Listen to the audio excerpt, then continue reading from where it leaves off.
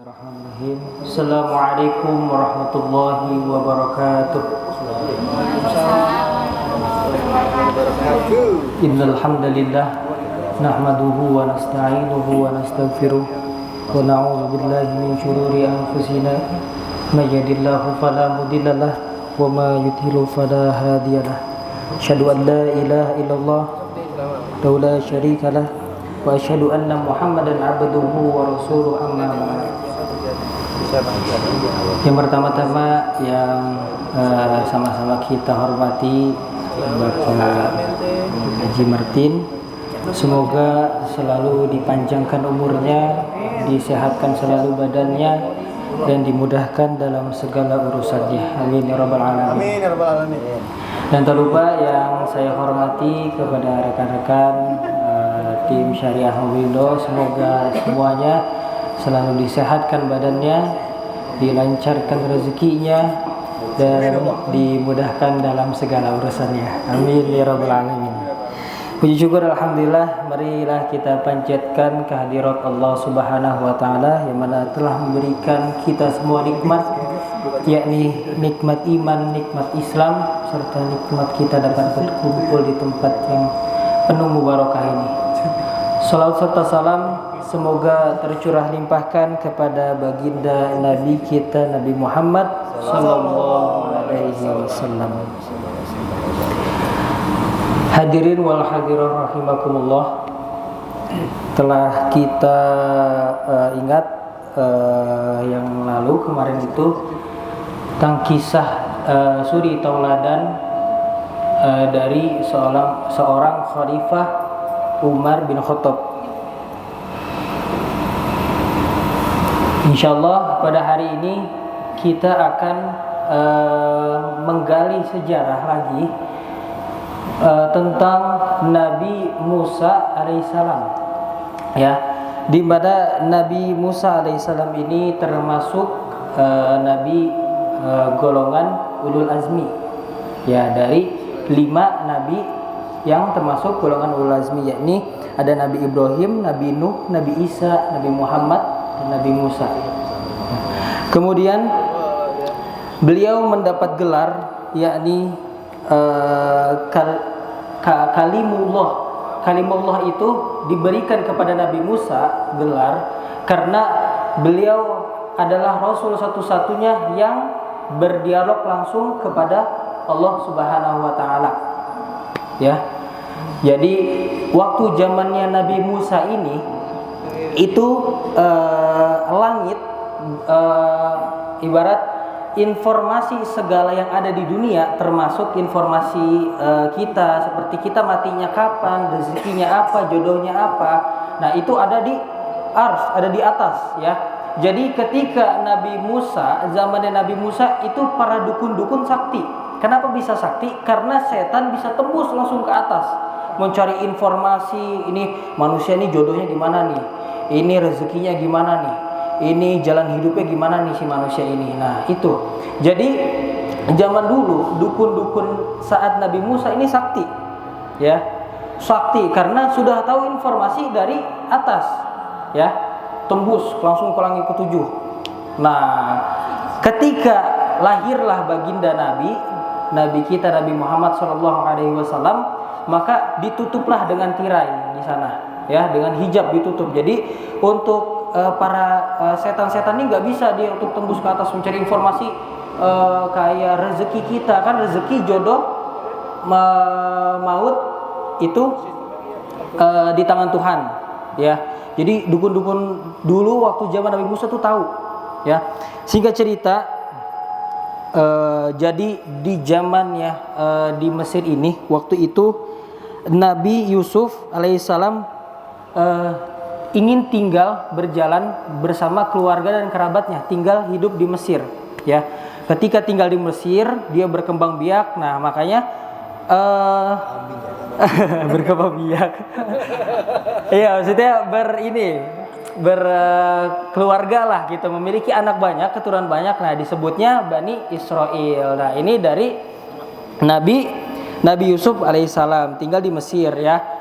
Kemudian saking banyaknya Bani Israel ini Nah, waktu zaman Ramses II, kerajaan Ramses II ini, dia tuh ketika memimpin Mesir khawatir karena semakin populasi Bani Israel ini meningkat cepat, jadi bunting keluar cepat.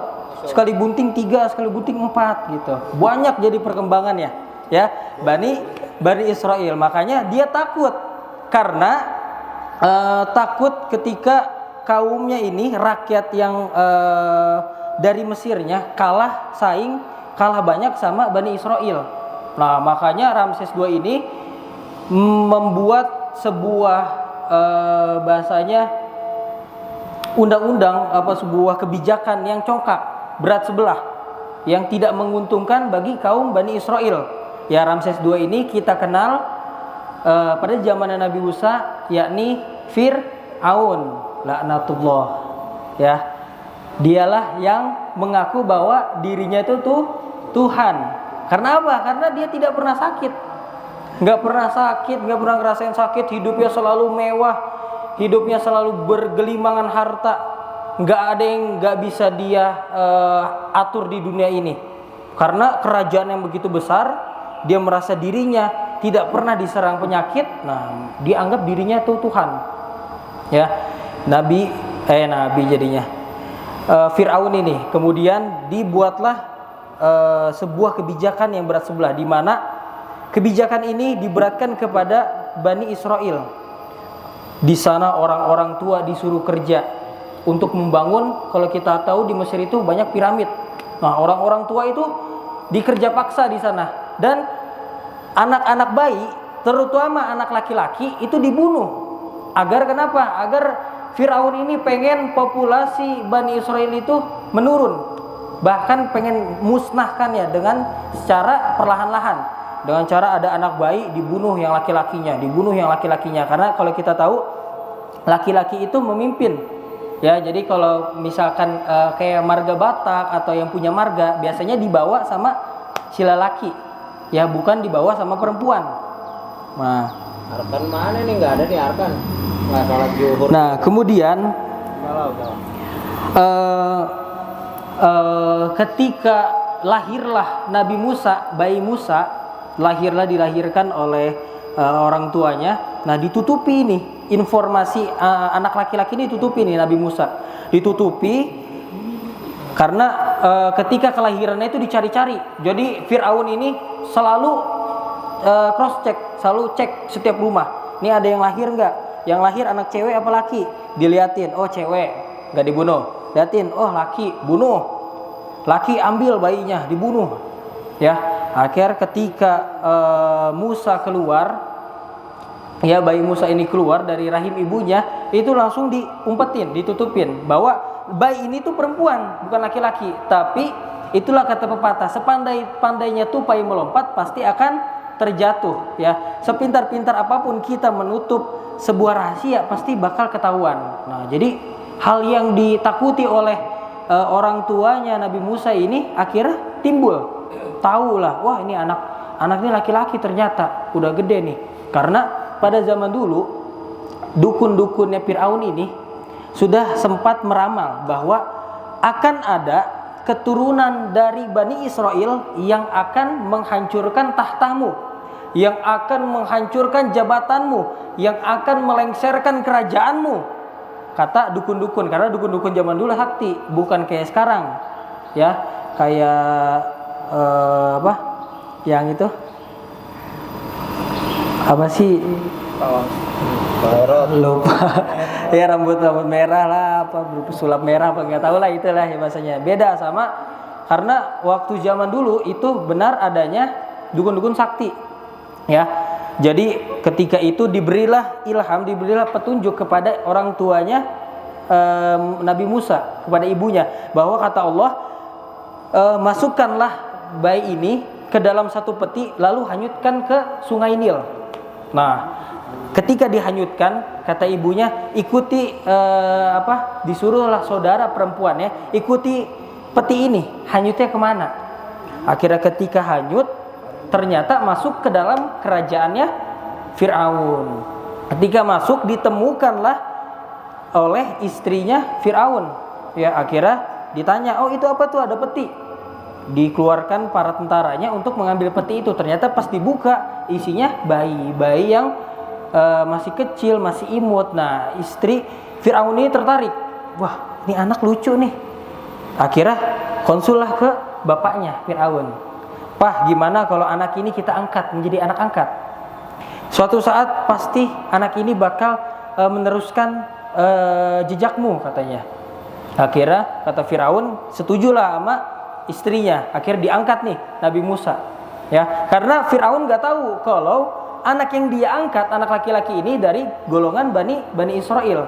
Wah, ketika begitu berjalannya waktu, Musa remaja ini, ya mulailah terlihat timbul bahwa seperti yang kita rasakan ketika kita orang Indonesia nih, dari tanah kelahiran kita, ketika kita melihat saudara kita sendiri disiksa, itu pasti ada timbul rasa kayak, wah ini saudara saya nih, sebangsa setanah air, saya nggak bisa begini. Nah, mulai terlihat oleh Nabi Musa. Maka singkat cerita, pada zaman dulu tuh kenapa orang-orang sekarang tuh cadel?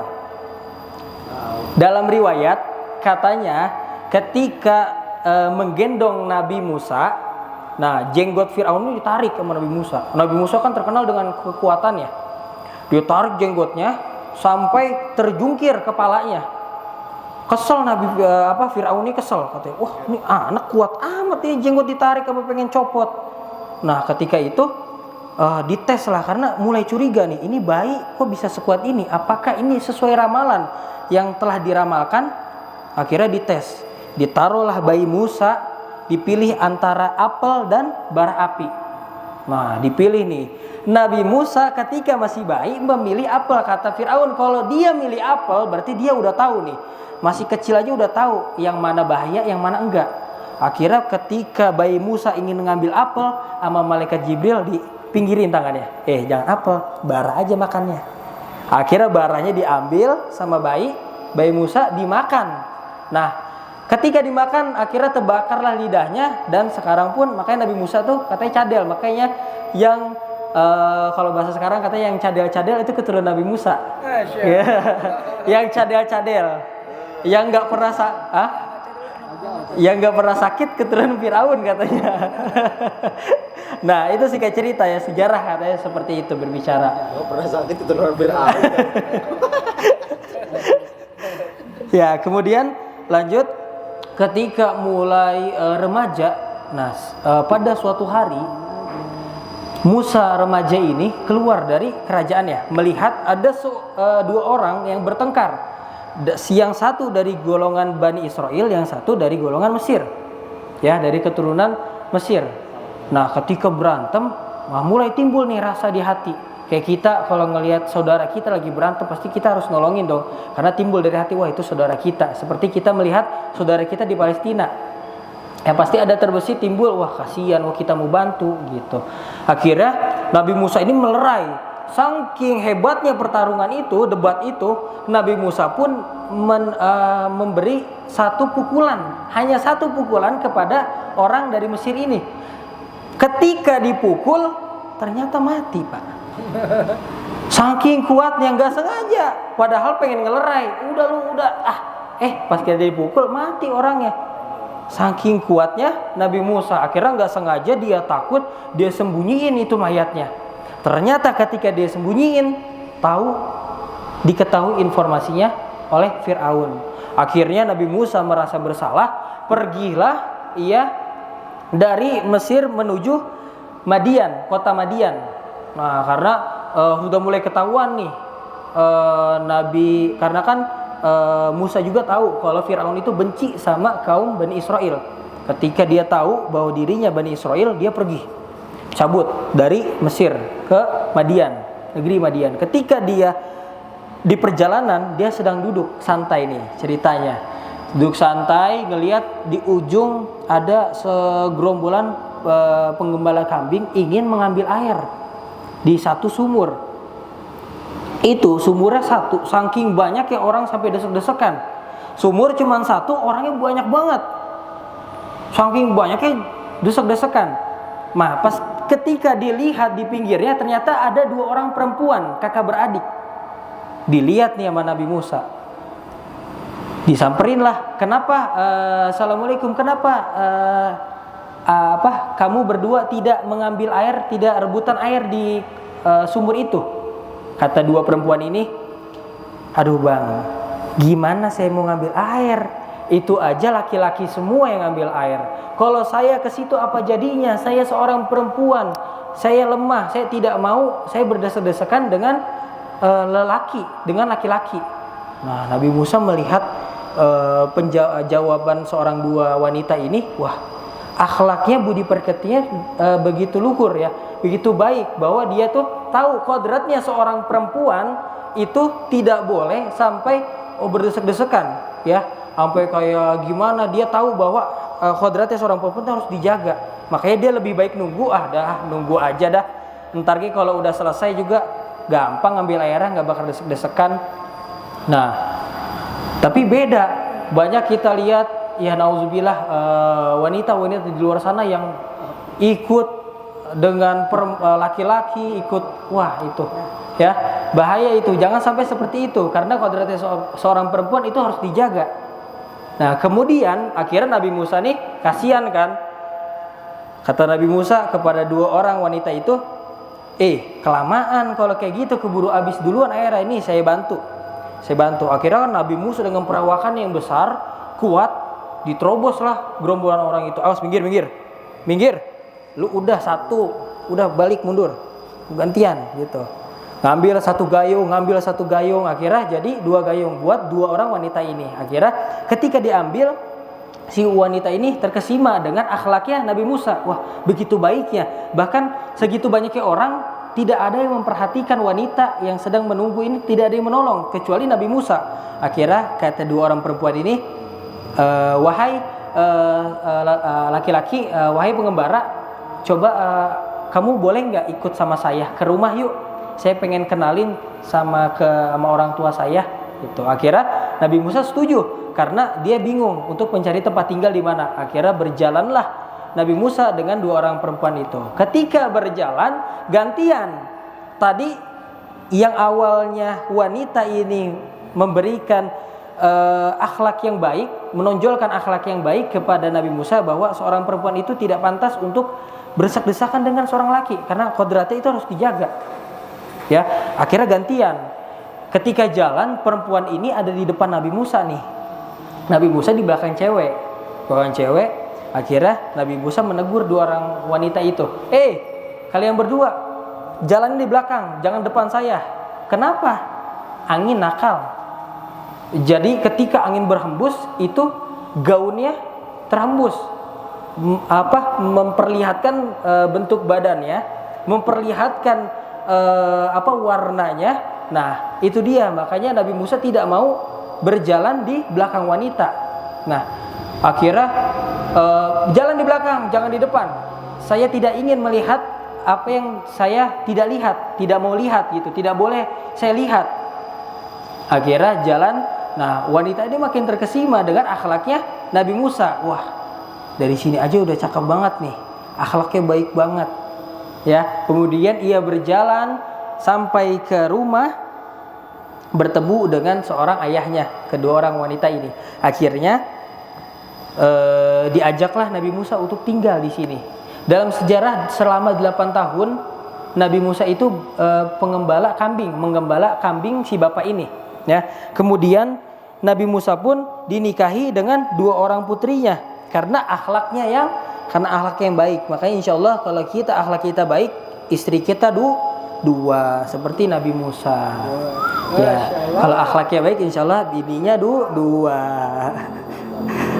Nah, kemudian